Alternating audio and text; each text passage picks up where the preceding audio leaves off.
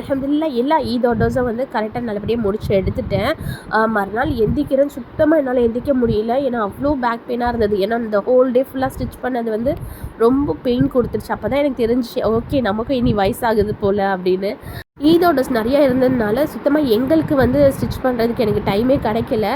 எந்த டைமில் நான் அந்த மெட்டீரியல் வாங்கினேன்னு தெரியல. ரம்ஜானுக்கும் என்னால் ஸ்டிச் பண்ண முடியல, பக்ரீதுக்கும் அந்த மெட்டீரியலை வச்சு ஸ்டிச் பண்ண முடியல. அம்மா இதோடு நீ அவளுக்கு தைக்க மாட்டேன், நான் அவளுக்கு ரெடிமேடே வாங்கி கொடுத்துட்றேன்னு சொல்லிட்டு எங்கம்மா தான் கூட்டிகிட்டு போயிட்டு அவளுக்கு ரெடிமேட் ட்ரெஸ் வந்து லாஸ்ட் மினிட்ல தான் இது வாங்கினாங்க. நைட்டு கூட்டிகிட்டு போயிட்டு அன்றைக்கி வாங்கி கொடுத்துருக்காங்க போல் பேத்திக்கு. அப்படியே எனக்கும் வந்து ஒரு ட்ரெஸ் வாங்கிட்டு வந்திருந்தாங்க. எனக்கும் பெருசாக இன்ட்ரெஸ்ட் இல்லை, ஏன்னா இந்த டெய்லரிங் அதுக்குள்ளேயே இருந்தனால எனக்கு ரொம்ப டயர்ட் ஆகிடுச்சு. சரி ரொம்ப ட்ரெஸ் போடணும் அது பண்ணணும்னு எனக்கு சுத்தமாக இன்ட்ரெஸ்ட் இல்லை.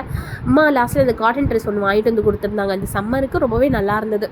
அப்புறம் தொழுதுட்டு வந்துட்டு அதோட குர்பானி கொடுக்க ஸ்டார்ட் பண்ணிட்டாங்க. எனக்கு வந்து அதில் ஒரு ரெடிமேட் ட்ரெஸ் வந்து நான் ஸ்டிச் பண்ணாமல் வச்சுருந்தேன். சரி அது வந்து இன்றைக்கி டெலிவரி கொடுக்குறேன்னு சொல்லியிருந்தனால அதை வந்து ரெடிமேடை வந்து ஆல்ட்ரேஷன் பண்ணிவிட்டு அதையும் அவங்களுக்கு ரேப்பிடோ பண்ணி விட்டுட்டேன்.